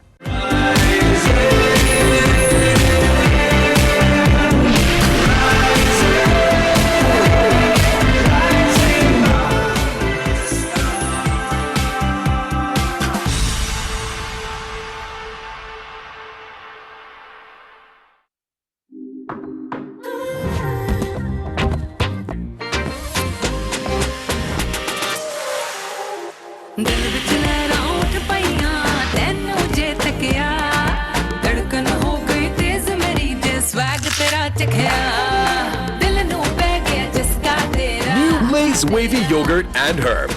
Bold flavor, done right. Pakistani खाने ज़बान पे लगे तो छूटते नहीं हैं, और अगर कपड़ों पे लगे तो वो कोरमे को आउट ऑफ साइट कर देगा, कढ़ाई से भी फाइट कर लेगा। कौन? Bright, क्योंकि नए ब्राइट का बेस्ट एवर फॉर्मूला गहराई से दाग निकाले। आपके रेस्टोरेंट का मेन्यू आपकी यूनिफॉर्म में भी नजर आता है, इसीलिए तो ये काम ब्राइट और आपको दिया जाता है।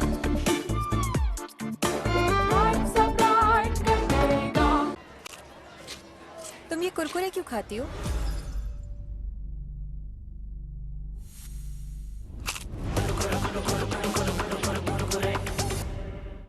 तो नहीं ना फिर? Crazy for Kurkure.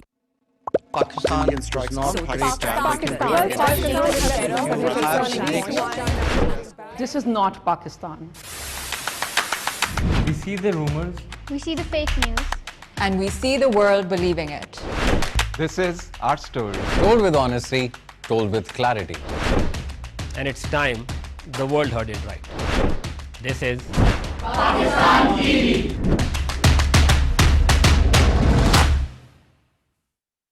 कोलगेट पेश करता है क्रंची चोको चिप्स और च्यूई ड्राई फ्रूट्स के प्लेफुल कॉम्बिनेशन से भरी आपके फेवरेट कुकीज पे 50% लेस कैविटीज का टेम्पटिंग ऑफर। पर ये ऑफर सिर्फ रात को ब्रश करने वालों के लिए है। कैविटीज के चांसेस 50% तक कम करो, सोने से पहले ब्रश करो। कोलगेट की जानिब से आवाम के मफाद में जारी किया गया है।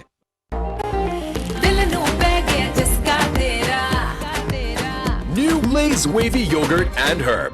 Bold flavor, done right. Nargis बेगम। नरगिस के बाद बेगम लगाने का हक तुम 25 साल पहले ही खो चुके। मेरी वीडियो वायरल हुई है और उसके ऊपर 5 लाख व्यूज और 2000 लाइक्स भी आ गए। बेटा इसमें तो फिर जोरदार लाइक मेरा देना भी चाहिए। पहले अच्छी तरह चेक कीजिएगा, फिर कार्रवाई कीजिएगा। अब लगेंगे ताले तुम्हारे रेस्टोरेंट पे। आंखें भी खुली, मुंह भी खुला, कहीं गुजर तो नहीं।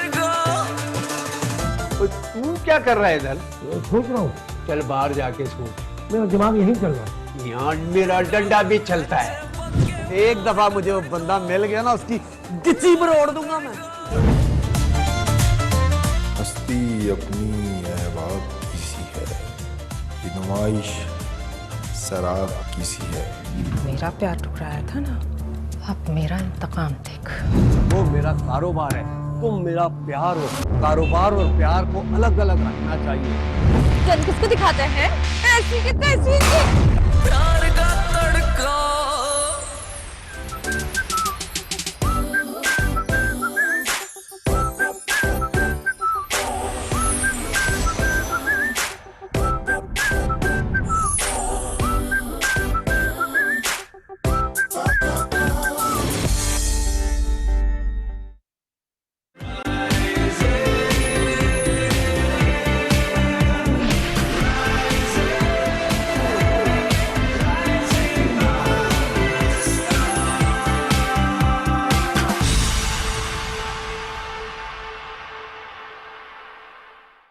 Welcome back. राइजिंग पाकिस्तान में एक बार फिर कहते हैं खुश आमदीद। Some amazing guest today as always, और एक और जबरदस्त शख्सियत जिन्होंने हमें ज्वाइन किया है।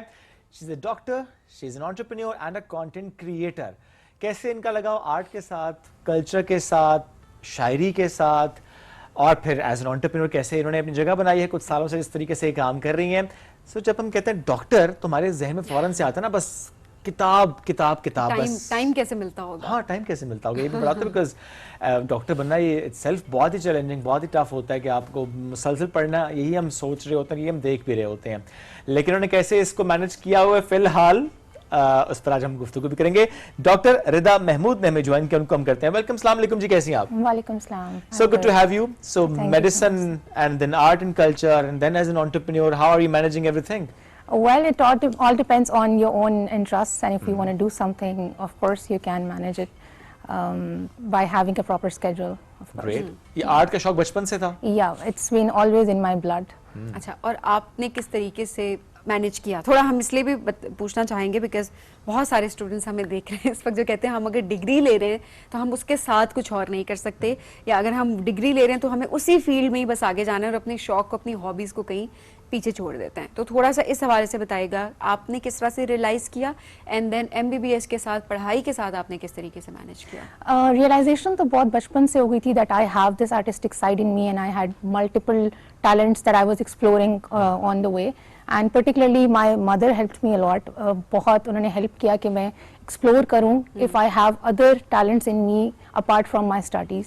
एंड आई ट्रूली बिलीव कि बहुत इंपॉर्टेंट रोल प्ले करते हैं पेरेंट्स आपको ये रियलाइज़ कराने में, and in helping you polish your skills alongside your studies. Yes, it's very hard sometimes to manage it with studies, lekin it depends how are you taking your education with your other interests. And I truly believe that we should inculcate this in our institutions, and our teachers should promote this in our students, that it's very important to use any of your skills as a source of your own income in the very early life, right? हमें ये शुरू से बताया जाता है कि if you are studying you can't do anything, you are a student. No, students do a lot of things, and up to things are changing with time and students are making their space. So I believe that you should have proper schedule. There should be days where you should have proper time to do something, to have a proper plan for that thing and move step by step. It never happens in one day, but it will happen. For example पढ़ने का वक्त तो आपने उसमें focus होकर पढ़ना ही है। Absolutely.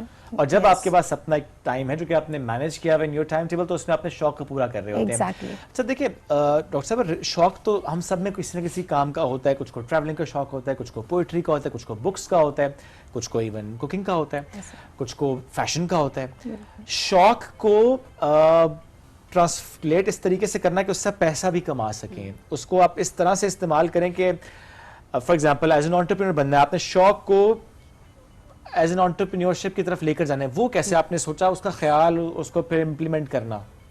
बहुत बचपन से मैं इस चीज़ के बारे में सोचती थी। I'll tell you a mini story. Sure. I was 10 years old when for the first time I thought that let's do a stall on 14th August. Okay. And we made some money out of it, and that was like some mini amount, I think hardly 100 rupees profits. Okay. But that's how I learned that I can do something where I should have this in my mind, that how to multiply it to have some capital out of it, right?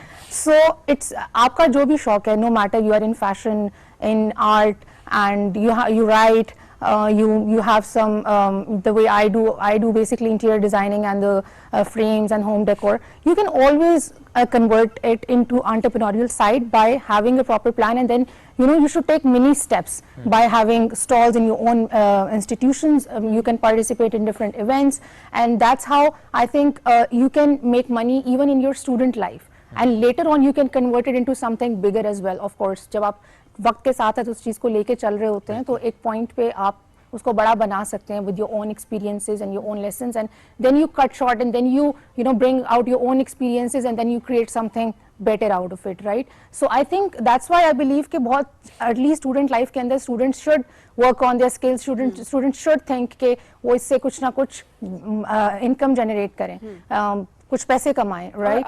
अब schools बहुत अच्छा है इसमें काम कर रहे हैं कि हम देख रहे होते हैं कि कोई एक ऐसा डे रख दिया जाता है जिसमें स्टॉल्स लग रहे होते हैं Exactly. और बच्चे कुछ ना कुछ लेकर जा रहे होते हैं, देन वो उससे अर्न कर रहे होते हैं, फिर वो पैसे चैरिटी में जा रहे होते हैं। Exactly. ये बड़ी, क्योंकि एक बड़ी अच्छी सोच होती है कि बच्चों को ये पता है कि उन्होंने अर्न किस तरीके से करना है, उनको वैल्यू समझ आती है, चाहे वो 50 रुपए ही क्यों ना हो, बट क्योंकि वो जब मेहनत से कमाए हुए होते हैं वो 50 रुपए, बच्चे की खुशी बड़ी डिफरेंट होती है।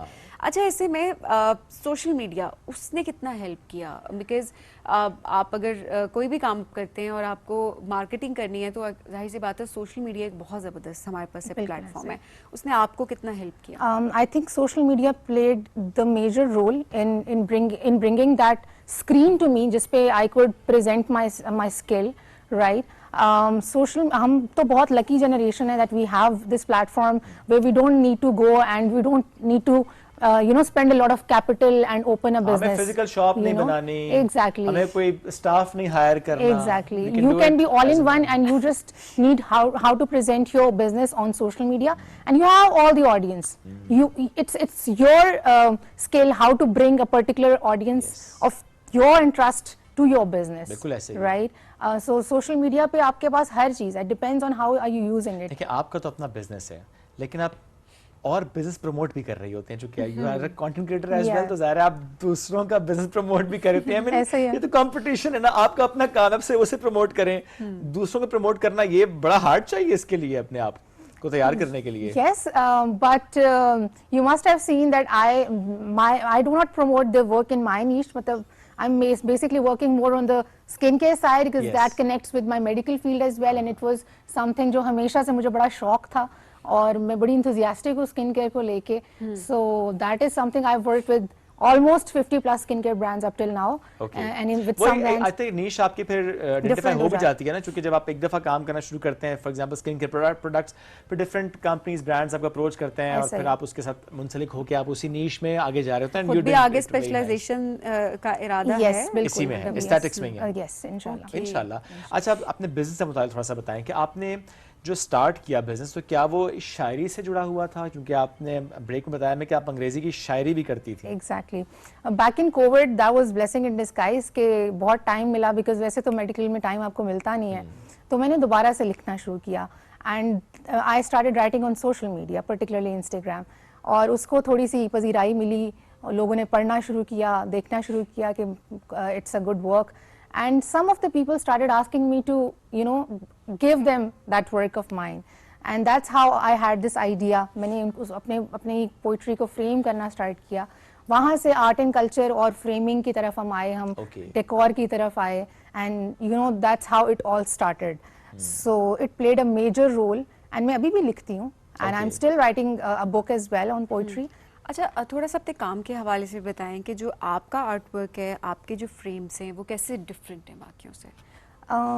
One thing that makes us very different is that we care about your need. For example, if you need something that's deeply connected just to you, and you want your memories to be framed, you want your particular, maybe you wrote something and you want it to have as a piece of art in your house. So we are helping you bring that vision into reality, right? We are not just working on some basic common ideas. We are more of helping people frame their own memories, their own pictures, their own art. They come to us और फिर हम उनको सारा वो process explain करते हैं, हम उनको डिज़ाइनिंग में हेल्प करते हैं, हम उनका पूरा डिज़ाइन खुद से डिज़ाइन करने के बाद, उनको दिखाने के बाद, अप्रूव करने के बाद, उस पूरे प्रोसेस के साथ उनको साथ लेके चलते हैं। We send them pictures and videos of everything. Options दिखाते हैं उनको? Exactly. Yes. If अगर किसी को अपने घर के लिए कोई चीज़ चाहिए, उनको स्पेसिफिकली एब्स्ट्रैक्ट आर्ट में इंटरेस्ट है, उनको बाकी चीज़ें नहीं पसंद, तो हम उनको एब्स्ट्रैक्ट आर्ट में खुद गाइड करते हैं कि इस तरह के कलर टोन्स में, इस तरह के थीम्स में what exactly can you do, so we have a proper discussion on it, person to person. हर बंदे के साथ हमारी प्रॉपर डिस्कशन होती है, डिजाइनिंग होती है, फिर हम उस चीज़ को बनाते हैं through that entire process. So this is how client really connects with us a lot. उनको ऐसे फील होता है जैसे वो एक दोस्त से बात कर रहे हैं, वो सजेशंस ले रहे हैं, कुछ सजेशंस वो दे रहे हैं, कुछ उनको हम दे रहे हैं, तो हम वी आर नॉट वर्किंग रोबोटिकली कि आप आए, आपने एक चीज बाय की और आप चले गए. ओके, सो पूरा डिस्कशन के बाद उससे विजुलाइज तो आपने कर लिया, फिर उससे आपने ट्रांसलेट किया उसके बिल्कुल ऊपर। ऐसा ही है। ओके, इसमें डिजिटल आर्ट कह सकते हैं इसको ना। जैसे कुछ लोग ऑब्सेस्ड होते हैं कि उनको चाहिए अपनी वॉल पे फॉर एग्जांपल हॉर्स। एग्जैक्टली मैंने देखा आपके काम में कि हॉर्स भी बहुत ज्यादा है, क्या डिमांड बहुत ज्यादा है? बिल्कुल ऐसा ही है। ये वो वाहिद चीज़ है जिसकी तकरीबन हर दूसरे इंसान को बहुत पसंद है, और बहुत सारे लोगों ने इसमें मल्टीपल डिज़ाइन हमसे बनवाए हुए हैं।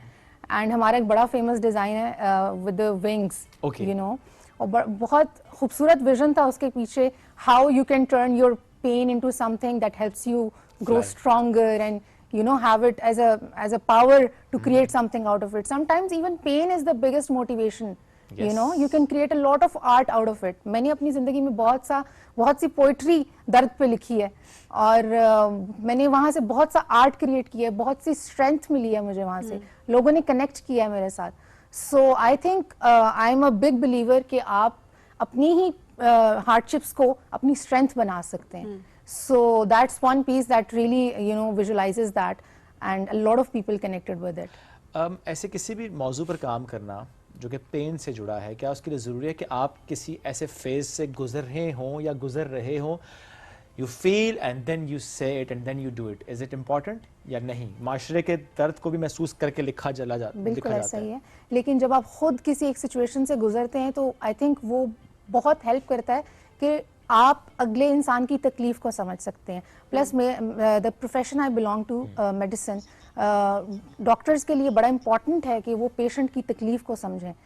तो वो वाली एक ह्यूमैनिटी, वो एहसास आपके अंदर तब पैदा होता है जब आप खुद एक उस तकलीफ के मरहले से गुजर के आए हुए होते हैं, तो फिर आप कनेक्ट कर पाते हैं, पेशेंट आपके साथ कनेक्ट कर पाता है, लोग आपके साथ कनेक्ट कर पाते हैं। So all of these dots connect at one point. अच्छा, आपका वैसे क्या सब्जेक्ट ज़्यादा रहा है? आपने किस चीज़ पर ज़्यादा लिखा है? मैंने ज़्यादा लिखा है एज आई सेड, पेन से स्टार्ट करके स्ट्रेंथ के ऊपर, वुमेन एम्पावरमेंट के ऊपर मैंने बहुत लिखा है। So these are the और आपके काम को देखते हुए, आपके इस बिजनेस को देखते हुए अगर हम ये सवाल रखें कि ख़वातीन के लिए ये प्रोफेशन कह दूंगा मैं इसको, कि वो भी इस आर्ट को लेकर ऐसे किसी आइडिया के साथ आएँ और अपना काम करें घर बैठे, बिकॉज इट्स ईजियर। बिल्कुल ऐसा ही है। आज के टाइम में सोशल मीडिया ने चीज़ें बड़ी आसान बना दी हैं कि आप बहुत आसानी से एक खुद मुख्तार इंसान बन सकते हैं अपने किसी भी स्किल को इस्तेमाल करके, चाहे आप कुकिंग करते हैं, चाहे आप फैशन डिज़ाइनिंग करते हैं, चाहे आप लिखते हैं, चाहे आप कोई पेंटिंग्स बनाते हैं, कोई भी चीज़ आपका हुनर बन सकती है और आप उसको इस्तेमाल कर सकते हैं अपने लिए ही पैसे कमाने के लिए। As women are making 49% of Pakistani population, so बहुत ज़रूरी है कि हम ख़वातीन के अंदर इस चीज़ को प्रमोट करें कि वो बिज़नेस की और एंटरप्रेन्योरशिप की तरफ आएँ, ताकि it can you know play a part in Pakistani economy as well, हम ग्रोथ की तरफ बढ़ सकें। सो बड़ा ज़रूरी है कि हम ख़वातीन में इस चीज़ को प्रमोट करें। एंड आप चूँकि खुद कर रही हैं तो I mean you are yourself an example, और आपको देख के बहुत से लोग सीख रहे होते हैं कि if Dr. Rida Mahmood is doing that, तो why not we are doing it? Dr. Sahaba, thank you very much for joining us today. It was great having you, and all the best. जिस तरीके से आप माशाल्लाह अपने इस काम को, इस शौक को भी, अपने प्रोफेशन को भी और सोशल मीडिया का एक मस्बत इस्तेमाल करते हुए जिस तरह से आप काम कर रही हैं माशाल्लाह, और उसमें एक्सेल आप करते चले जा रहे हैं, तो अल्लाह आपको बहुत इज्जत दे जी। बहुत शुक्रिया, साथ आप मौजूद थी। नाज़रीन, इसी के साथ हमें दीजिए इजाज़त, दोबारा मुलाकात करेंगे कल। बहुत सा ख्याल रखें, दुआ में याद रखें, and do give us your feedback. अल्लाह हाफ़िज़।